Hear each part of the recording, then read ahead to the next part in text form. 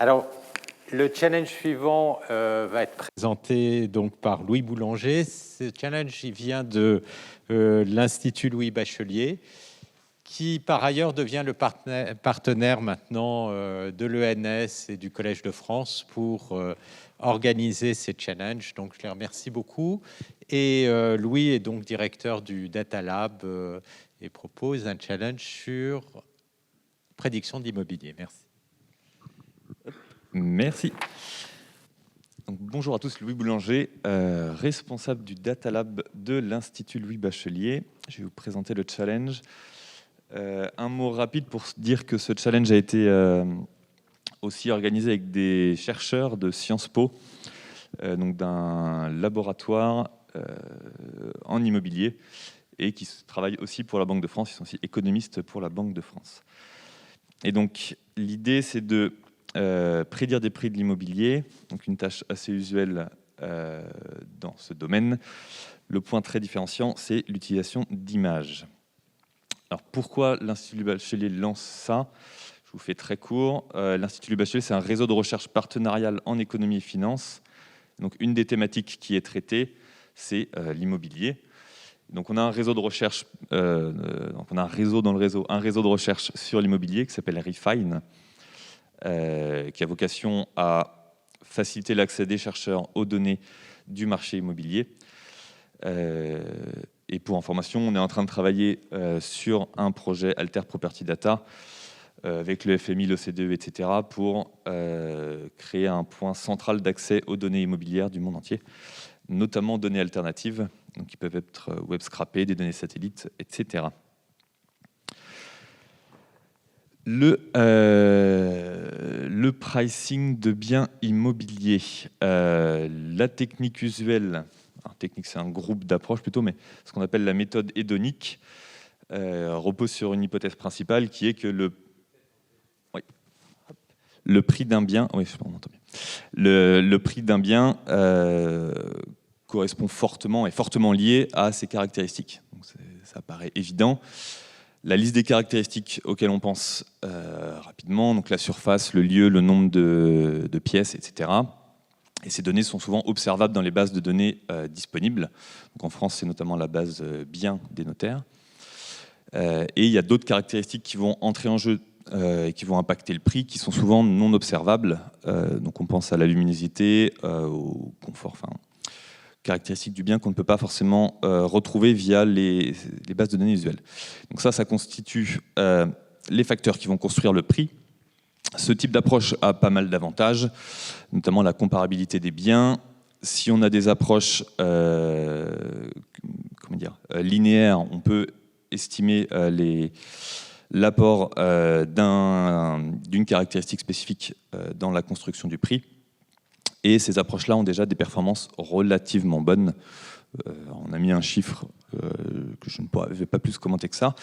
Et là, l'idée, c'est de voir est-ce que si on ajoute des images, on arrive à améliorer ses performances, donc à aller au-delà des approches hédoniques usuelles. Donc pour illustrer ça, on vous a pris deux images de biens qui sont à peu près dans la même zone, au même étage, etc. Et la question qu'on vous pose, c'est est-ce que vous metteriez a priori, juste au vu de ces deux images, le même prix à ces deux biens? Je suppose qu'une grande partie d'entre vous dira non, puisqu'à gauche, je suppose qu'on pense que c'est un peu mieux, bon éclairage, une bonne vue, et un confort un peu plus important. Le dataset, 50 000 offres immobilières, qu'on a divisé en 40 000 pour le données d'entraînement et 10 000 pour le test. Et pour chaque offre immobilière, on a au moins une image. Donc ça fait qu'au total, on a 300 000 images, donc il y en a à peu près 240 000 pour le jeu d'entraînement. Petite information qui ne va pas vous impacter pour la modélisation, mais ce sont des offres immobilières. C'est-à-dire que les prix qui vont être liés sont des prix de l'offre, ce n'est pas des prix de transaction. Donc on s'attend à ce que ces prix-là soient un peu plus hauts que les prix de transaction réels en moyenne. Mais comme le dataset est que sur ce type de données, ce n'est pas gênant. C'est assez innovant le fait de travailler sur l'offre. Comme je vous disais tout à l'heure, les chercheurs se concentrent plutôt sur les données de transaction parce qu'il y a seulement ces données qui étaient accessibles pour la recherche. Donc travailler sur les données de l'offre, ça commence à se faire depuis une année ou deux à peu près. Autre point, travailler sur les images, ça c'est hyper innovant. Il y a quelques travaux qui ont été faits, notamment un qui était plutôt sur les images de Google Street View pour essayer d'estimer aussi des biens mais de transactions. Mais sinon, il y a très peu de travaux qui ont été menés sur ce sujet. Et donc le challenge qu'on vous propose, donc c'est une combinaison de données tabulaires où on a à peu près 27 variables dont un identifiant, donc 26 variables utiles. On va retrouver des descriptions de l'actif, donc le type de bien, la taille, etc. La localisation, donc on a dû bruiter un peu, je vais vous montrer juste après, pour anonymiser les données. Le lieu, le code postal, etc.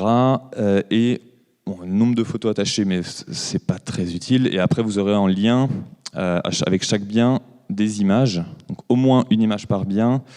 Et ça va de 1 à 6 images. Donc ça, c'est une des complexités du challenge, c'est que le nombre d'images ne va pas être le même pour chaque bien. Et donc, on vous demande de retrouver le prix associé à ce bien immobilier.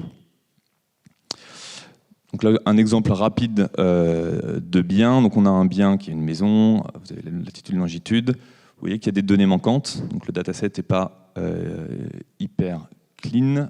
Alors là, l'étage est manquant, mais c'est une maison, donc c'est normal.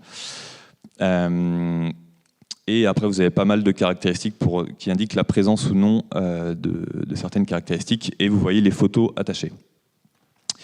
Et donc, un des points un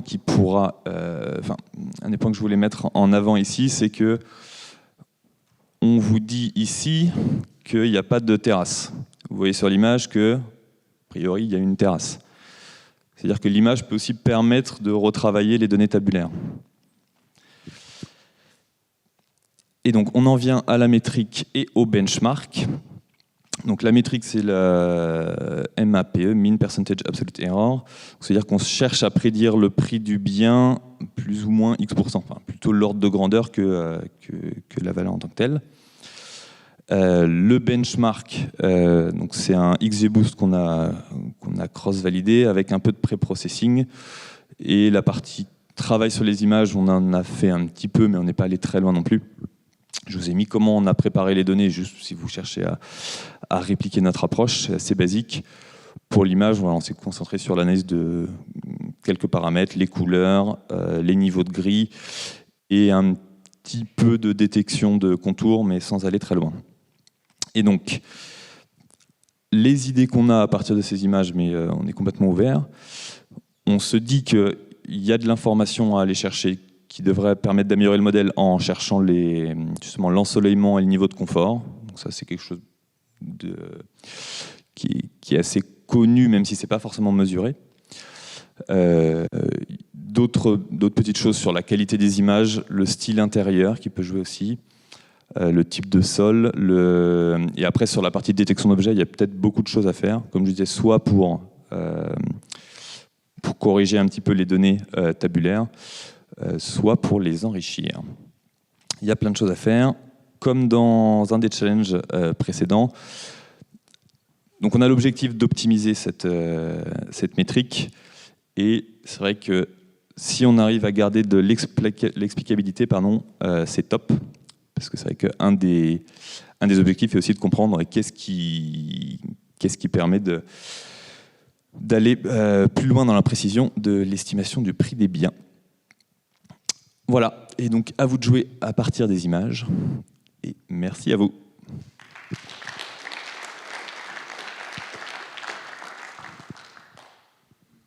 Oui.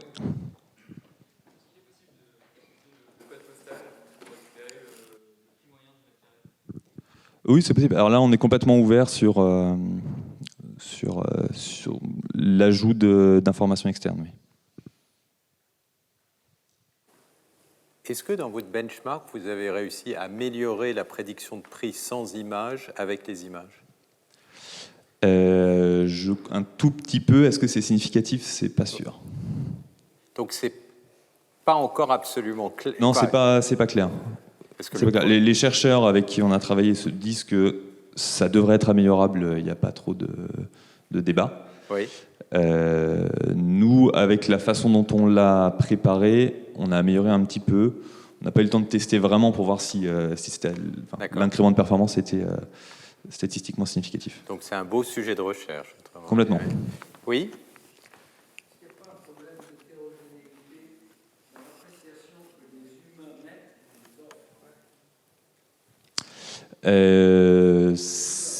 Oui, si, complètement. Mais ça, ce sera vrai. Enfin, on dit autrement, on n'atteindra jamais 100% de performance. Ça, on le sait.